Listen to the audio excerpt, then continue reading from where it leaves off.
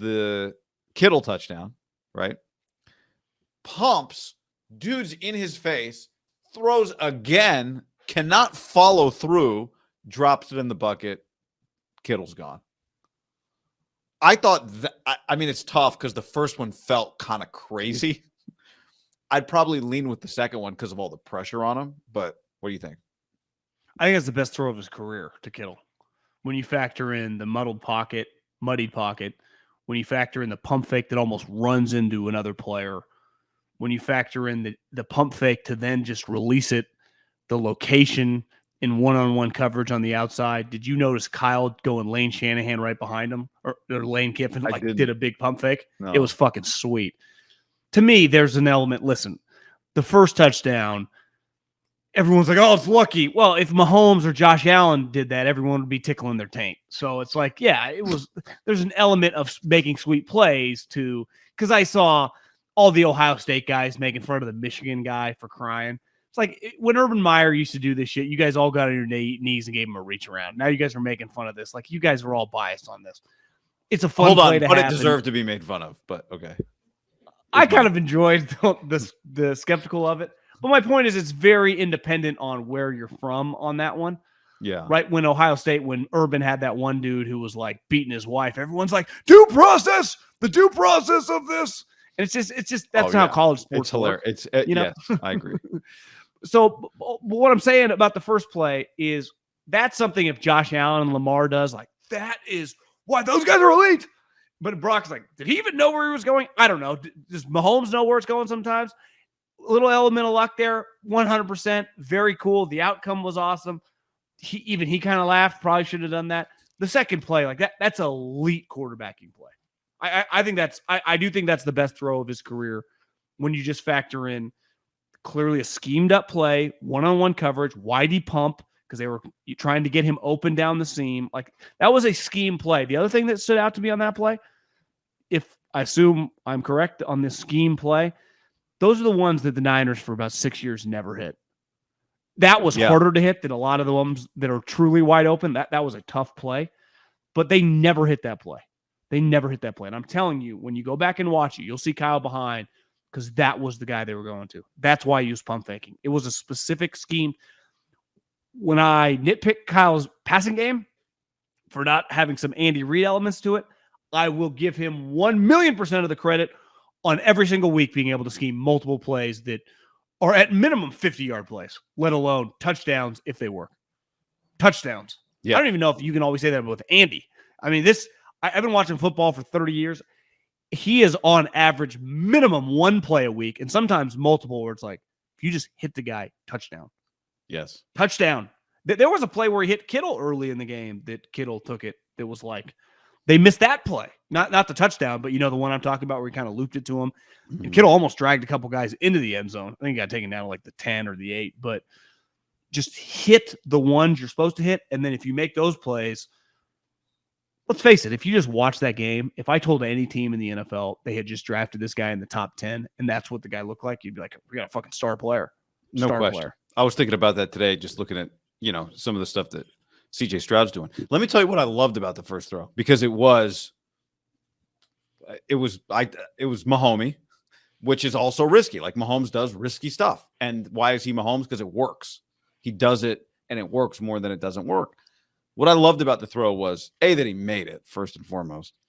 Second, that he, just to make that individual play, shows guts. But third, I think it kind of shows what we already, I think, knew about him, was that he's very unfazed by the interceptions that he's thrown in crunch time in the last 2 games they've played, right? Like, Brock is kind of like Kyle in the sense that Brock is going to play in the same way that Kyle coaches, which is, I'm going to do what I think is best. My confidence comes from me. It doesn't come from, I don't care what anybody says about me on a radio show or a TV show or a podcast or social media, or the questions you ask me in a press conference have no bearing on how you're not going to get me to change because I'm afraid or I'm under pressure, external pressure, or any of that stuff. I think it's got to be one of the things Kyle really likes about him. I think it's one of the big tests that any quarterback goes through. Do you get beaten down by your failure? Do you get gun shy because of the interceptions or the hits that you take?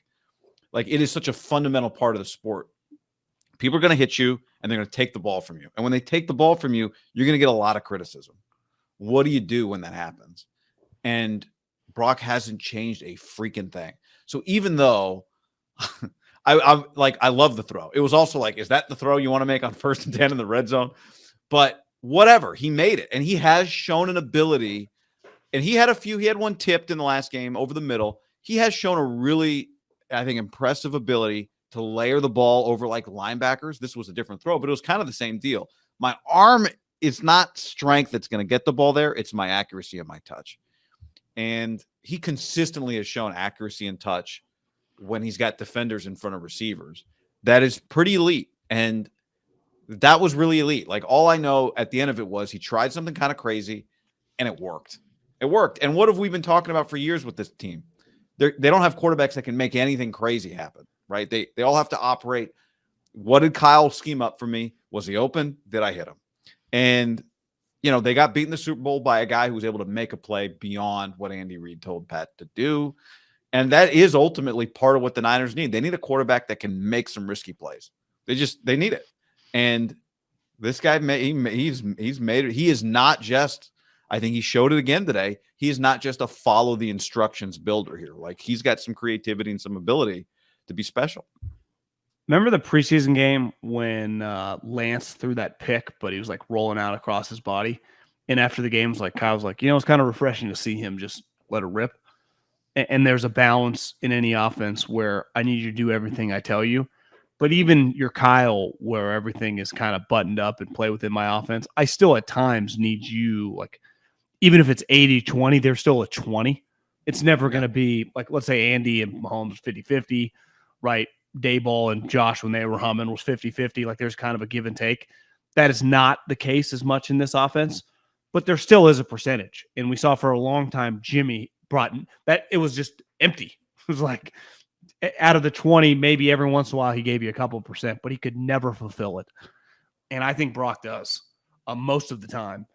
And yeah, is there an element of luck to that throw? Sure, a little. Is there an element of like, that's probably not even what they would tell him on film? Like, let's not do that. But deep down, you kind of got to like it. Like, that's part of what makes a great coach, right? Yeah. Yep. Because everyone, for example, is saying, Belichick is completely exposed without Brady. It's like, Google every Hall of Fame coach and watch every coach in there. They also have their quarterbacks in there with them in the Hall of Fame. For Kyle to be really good, what is he needing? He needed Matt Ryan, won the MVP. How good has he been over the stretch since Brock Purdy became the starter? Every good coach is better with a better quarterback as an offensive play caller or just a head coach in general. Yeah. Mike Tomlin looked a lot better when he had young prime Ben Roethlisberger than now that he has Kenny Pickett and they're barely beating the shitty Packers team. Right. Just the nature of John Harbaugh was going to get fired and then Lamar Jackson came. It's part of the sport. So yeah, John Wooden. Nobody will ever be as great. He had a bag man getting the best, which he was great, but you're 100% right. I was thinking about it. And he had Bill Walton and Kareem Abdul-Jabbar. Yeah. Well, think about, the way I was thinking about it a little different today in the context of like, not to get away from Brock, but But Brock's making Brock makes these guys look better because he's better than anything they've had. Yeah. Yeah. I think as it relates to Bill, the thing I was thinking about today is like, part of Bill's thing is he's so high level that when you combine him with an excellent quarterback, you get the best of the whole thing, right? What do they always say about, I'm not a big F1 guy, and I know the world claims to be, but like the guys who win all the time are the best racers. Verstappen, like, they also have the best car, right? And I think that's what Bill and Tom were. Like, they were the best driver with the best car, and that happens very rarely. I played golf with someone yesterday that was a big F1 guy, and because Lewis is down now. And I said, if you would have put a random guy, because there's 20 drivers, right? So if I take the 19th guy on the circuit who's ranked 19th in 3 years ago in the heyday of Mercedes and Lewis, and I put him in his car, is he a lock to win as much as Lewis? He's like, no. He would not finish 19th. He'd be finishing top fives, and he'd win every once in a while, but he wouldn't always win, right? Or Max is now dominating, for example, right? You could put, like, I was watching the game today, and Trevor Lawrence, who was terrible, so in a vacuum looked really bad. Would the Niners be a lot better with him? Like, is there that big of a difference? And this gets down to the evaluation of the quarterback, that a couple years out, like, who cares? What you did in college is no longer relevant, right? What you were as a quote-unquote prospect, where you were viewed, it's all based on how you're playing now in the context of the team you're playing for. And one thing Brock excels at is playing with these guys. He's elite at it. He's elite at it, right? Just like early on when Tom was carried by Vrabel and Brewski, and his best receiver was Troy Brown. Like, he was elite at running that operation. And then as time went on, the Peyton Mannings and the Andrew Lucks as just individual players that are just ready to dominate from the jump are they're outliers of the Hall of Fame guys. Most Hall of Fame guys kind of figure it out a little slowly early on. Elway, I think. Marino was in the, Super Bowl by year 2 because he was so ready. A lot of guys need a minute, or they get, because they were drafted maybe not high, get to go to a better team. Look at Dak Prescott. When Dak was drafted in the 4th round to the Cowboys, he was scheduled to be the 3rd quarterback. Romo breaks his back. I think Kellen Moore broke his hand or something. All of a sudden he starts. Would Dak Prescott have been Dak Prescott if he would have, instead of going to the Cowboys, who Romo's in tears because he's like, this is the best, most talented team I'd ever played on? What if Dak was on the opposite, on the shitty team? Would it, we're all product of our circumstances, but you watch Purdy, a huge reason he's a product of his circumstances, because like of all the reps he had in college, like Tommy DeVito right now is playing. Tommy DeVito was at Illinois playing for Bielema last year because he couldn't fucking win the job at Syracuse. So yeah, is Tommy DeVito good? No, he's never been good. He's always had to battle and get Mitch Trubisky, 1-year starter. Well, why was he 1-year starter? He couldn't win the fucking job. Brock Purdy shows up on campus to a Power 5 and just wins the job. And I think we look back on some of these things. Your history doesn't always dictate as an athlete where your future is going to go. But I do think a lot of times it does tell the story. And Trey Lance, wasn't an immediate starter. Why? Because he wasn't the best quarterback on the roster right when he showed up. Some guys were just Trevor Lawrence. They had just not won a national championship, but had been really good. Dabo's like, bro, you're not starting anymore, man. You're done. This guy's starting immediately. And Trevor did. And that guy transferred to fucking Missouri. I forget his name. But my point is, I think sometimes you look at the history. Yeah. It wasn't Bryce. The guy talked a bunch of shit. Dabo screwing him or whatever, remember? Yeah. And that did. But my point being is this guy really is pretty talented when you watch him play with other talented people. Now, how this is going to age in 10 years, I'm not ready to this guy's a $100 million player or whatever. He's fucking damn good right now. I'm watching the game today, and for a lot of the games, now you can't throw picks. You can't have a good game and throw 2 picks. And he still had a good game. That's not how it works. And even John Lynch told Cal Kami, that's not the way football works. You can't throw the interceptions in those spots in the tight game. No. You could throw 3 touchdowns on a pick if you win the game 30-10, no one notices. But you can't throw 3 touchdowns on a pick when you lose by 4, when the pick comes in the 4th quarter, when you're down by 3 or up by 3, right? Yep. And it flips the game. I think what happened in those games was he threw the picks, and so he didn't have a good game, but he showed the other traits that do give him a chance to be a really good quarterback in those games. And I think, for Trevor Lawrence, picks came at the end in both games. Yeah, which is it hurts. You can't be a complete quarterback if you don't win in those situations, right? Over the balance of your career. Well, I don't think it hurts. It lost him. It lost him the game, right? I mean, I think he played a big role. What I'm talking about though is, was it a good game? The thing you're talking about, and the answer was no. It can't possibly be a good game given how it ended. But I think what he showed in those games, he continued to show today. The physical traits are more as uncommon as great physical quarterback traits are. We've all watched the NFL long enough to know that the physical traits, the athleticism, the arm strength, the size, are easier to find than the mental traits that it really takes. The ability to read a defense and the physical toughness and the capacity to run a team, right? And the leadership.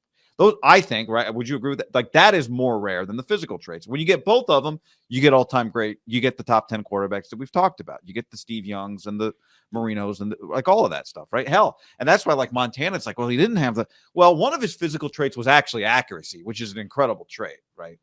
But what I'm getting at with Brock is just for all the questions about, and I've since the preseason, hey, let's just, in terms of franchise quarterbacks, it just takes time. You can't possibly know after 6 games. I do think the book is kind of closed on. He does have the mental traits required to be a long-term NFL starting quarterback. That is clear. Now, can he stay healthy is a part of it. Can he win games late is a part of it. do they win and like keep getting good play? Like all these other things factor in, but man, he just continues to operate at incredible mental speeds. I think it's just, and then on top of it, he's more athletic. He's more athletic than we thought. He's a playmaker. Yeah, he's a playmaker. I mean, I'm not trying to just crush Trevor Lawrence because of the one game. And it's easy to do. A lot of people, so how I saw Richard Sherman doing it. I don't think the guy's a scrub. But I had a text today from, a pretty high-ranking NFL official whose teams, them and the Niners might have to go through it again. And he's like, I think he's a little overrated. Oh, and I think he's a pretty polarizing player. Like I think when you bring up I think one guy that will always get defended by NFL people is Herbert. They're like, anyone shitting on Herbert's a fucking idiot. They don't know football. Unless Mahomes is my quarterback, or like Josh Allen or Lamar, like I'll take Herbert, right? And he's a guy I would say if you just went on the internet, you'll see half and half. Like today, I look up there getting killed right now. Right. Like I bet everyone, this Herbert, everyone loves him. No, he's pretty good. Like people would take him.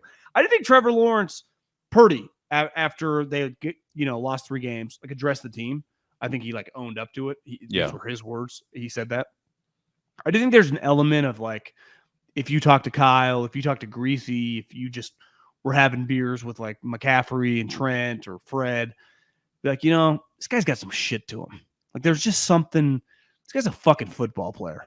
And I think sometimes quarterbacks, Trevor Lawrence, does he look like a guy? And maybe this is unfair, but I think the knock on him is not Mr. Rah-Rah. He's just always been really good. Remember, part of the thing he got crushed at coming out was, I don't really need football. This isn't my everything.